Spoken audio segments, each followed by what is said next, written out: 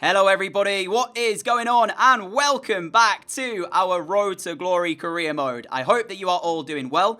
We're back today for episode 5 of season 5, and we start by showing you the Premier League table. And whilst European football was the aim this season, we've actually found ourselves into a title race. So we will see if we manage to keep in the title race. One thing to show you though before we get into our first game of the day, Ronaldo and Messi's regens. Ronaldo is there, but Messi is still in the game. He's yet to retire, but he is retiring at the end of the season. So we will try and find his once he does eventually do that.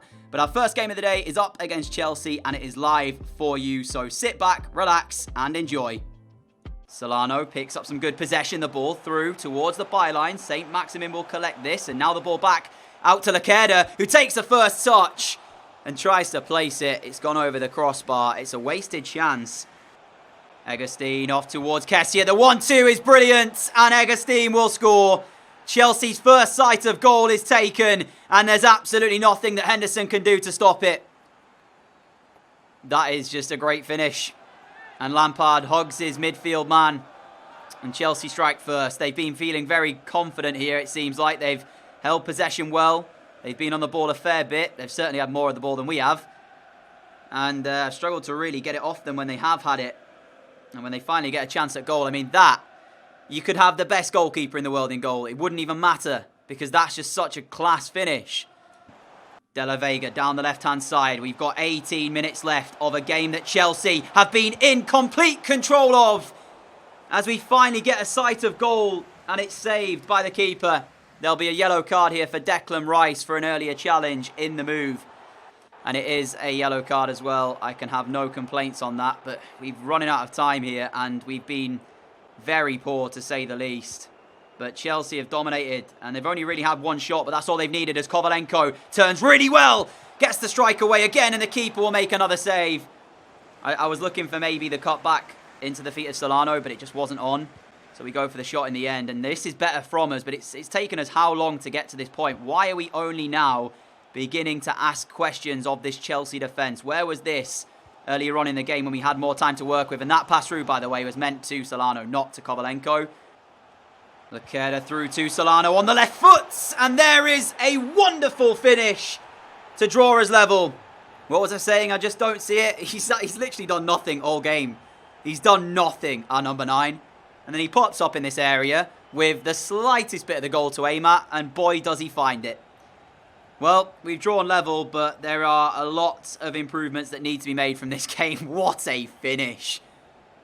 Oh my. Like this, that is, wow. That's the quality he's got though.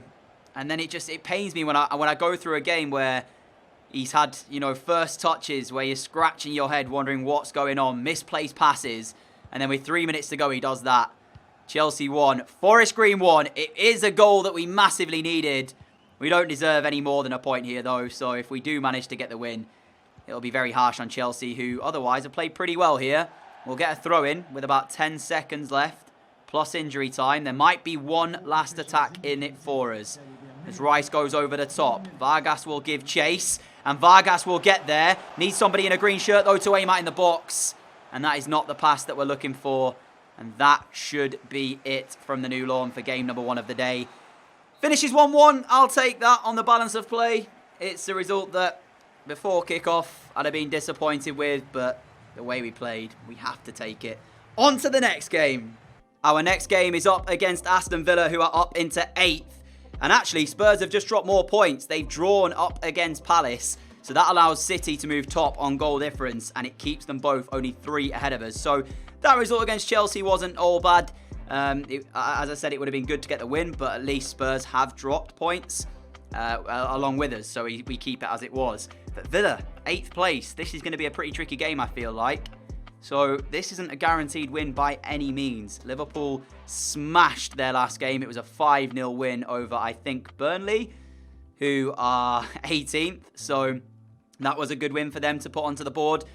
And it's still 7, the gap between us and United and Liverpool. Obviously, with United to come, depending on how many points are above them at that point, that could be quite a important fixture. For Villa, though, I am going to make a couple of changes. So, De La Vega was largely underwhelming in that last game against Chelsea, so we'll put Vargas back into the side. Perez, I'm actually going to start him ahead of Solano. Although Solano scored that goal against Chelsea moments ago to get us the draw, he didn't do a lot. So, I'm thinking maybe some time on the bench. Let him come on when there's some tired legs out there. Use his pace and see what we can do. And I think for now, that's the only changes I'm going to make to the team. So we'll check out Villa's side when we're in game. Let's get into it. Here is the Aston Villa 11 on the screen. On paper, I actually think that we are by far a better side. But, of course, form suggests that they have got something about them. Oh, you are joking me. This is going to be Villa's goal. No, it's not, because Henderson has just saved us. That's their first shot. Ladies and gentlemen, let it be known that before that point there has been one shot in this game. It was from us, and we ballooned it over the bar. 73 minutes of football, and we are playing the most sloppy football I've seen us play so far this season. We are awful here. We just can't even string a pass together. I don't know what it is, but we are in serious danger of conceding again, and yet again. It is straight at him, but thankfully Henderson makes the save. What is going on with us? We just can't find our rhythm at the moment. St. Maximin, use your pace. Get in behind. Are we going to get a goal on the break? St. Maximin pulling it back. Kovalenko takes the touch, smashes it home. We lead at Villa Park, and it is completely undeserved. I can't believe what I'm seeing, what I'm watching. We are awful today. I don't know if it's me not playing well, the players just not stringing together passes, and also my game has been lagging as well on the replays. This happened when I was playing my player before. I don't know why it keeps doing this, but the replays are lagging. Jeez, man. This has been a very, very tough game to play. Seconds left of this game, and there is the full-time whistle. We get away with the victory from Villa Park, but for a couple of big saves by Dean Henderson, and then Kovalenko's 10th of the season to bail us out here. And City, the last time I checked, were winning. I don't know about Spurs, but that's 2 games now. Chelsea first, where we end up with the point, but we're poor in it by all accounts. And then here, up until the 70th minute, 1 shot, which we ballooned over the crossbar. So, 1 win, 1 draw from our first 2 games of today, albeit the performances were not the best, but with 5 more games to come, there is still lots of opportunity for improvement. Starting with this game here against Burnley at home, our strongest starting 11, and our first chance came in the 30th minute. Major credit to Alan St. Maximin, although he does not get any assist credit for this one. He really does deserve it, because he wins the ball back in the middle of the park, plays the ball to Solano, he lays it through to Kovalenko, who makes no mistake with the finish. And even though he didn't find the assist credit for the opening goal, he got an assist for the second. Solano this time, he's the one finishing it off, but St. Maximin was the one running the show, really, because without him, those 2 goals probably wouldn't have happened. And even then, in the last few minutes of the game, as he sent a cross in, and Lequerda got his head to it, but didn't find the target, and that was the end of the game. A 2-0 win. Again, though, performance-wise, we didn't really create many chances, but we did take them. So that's the bonus aspect. But with Manchester United to come here, honestly, this could go either way. I know they're behind us in the league table at the moment, quite a way behind as well, but they do have the top scorer. We mentioned him before, Fedor Shalov. He's the top scorer of the Premier League. Lingard scored against us last time as well. So going into this game, I really was not sure what to expect. However, a moment of madness from Manchester United's right-back, Hisai, as not only does he have 1 go at taking down Vargas just outside the penalty area, he then waits for Vargas to get into the penalty area, takes him out, penalties given, Kovalenko steps up, no mistake from our skipper. 1-0 Forest Green, again at home, home advantage, just what you need in a game like this. But United, they weren't going to just sit back and watch themselves potentially lose this game. Lingard went for goal. Henderson stops him scoring with a left hand here. Big save from our goalkeeper just before the break. And actually, it was really United who were dominating the game. And I tell you what, on another day, this could have easily ended a draw. But that penalty that was given to us, and Kovalenko making no mistake with it, proved to be the only goal in the game. Henderson had a pretty busy second half. Fedor Shalov with the header there. And then from a United corner, we tried to break. Vargas, look at this. Isai had such a poor game, actually, now I look back on this. Giving away the penalty and then allowing Vargas to just run straight through. And if he'd have had his finishing boots on, it was 2-0 Forest Green against the run of play. But in the end, 4 minutes from time, Serginho Dest down the right-hand side. Again, it's just like watching... I don't know what was happening to Manchester United, really.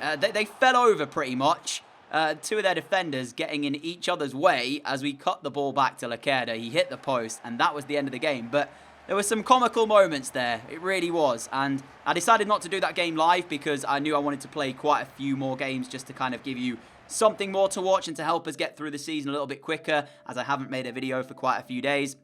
So the rest of today's video will be post-com, but hopefully you guys still enjoy that. And as we left the game against United, we got to see the table, and we are now a point away from top of the Premier League. That is mind-blowing to even be saying, especially when you think that we've lost our best player, who there is something that I want to show you guys in the very near future in this video, so stay tuned for that in regards to Diego Lopez. But we lost our best player. We signed a whole bunch of players, this season with the money we got, and who really expected us to be challenging for a Premier League title? I thought, yeah, we'd have a really good shot at Europe, but we're up there, and we're still up there, and we've beaten teams around us. So who knows what this season will bring. But when we faced off against Brentford, the performance, again, it dipped. It was like the first half of Villa all over again. We did hit the post. I think it was Kovalenko with the shot. And then it took us until the second half before we even managed to get another sight of goal, really. And it was Kovalenko again who found it. Vargas with some excellent work to create the chance. But when you compare how good we have been in recent times against the sides that, you'd argue we should be beating comfortably, that wasn't the best. But Brentford, they were third from bottom going into that. They nearly got a draw. They didn't create much, so it wasn't like we ever had to worry about defending.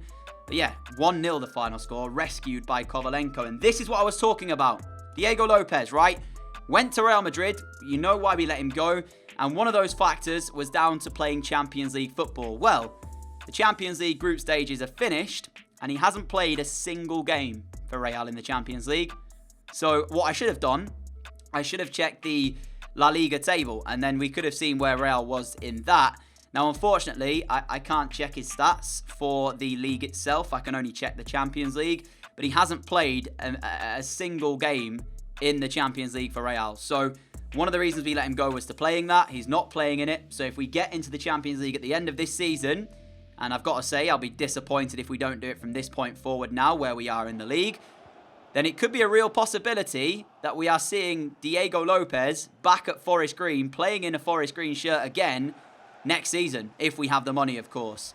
But, I let him go because I wanted him to have dreams. I wanted him to think about winning it. And if he's not playing in it, I'm sure he'll want to be leaving to somewhere that he is, especially if that's us, who might well have it next season. So we'll keep track of that. But welcome back to Bardi, who has returned from his long-term injury. And what a return it was to the team. This is the semi-finals of the Carabao Cup, leg 1.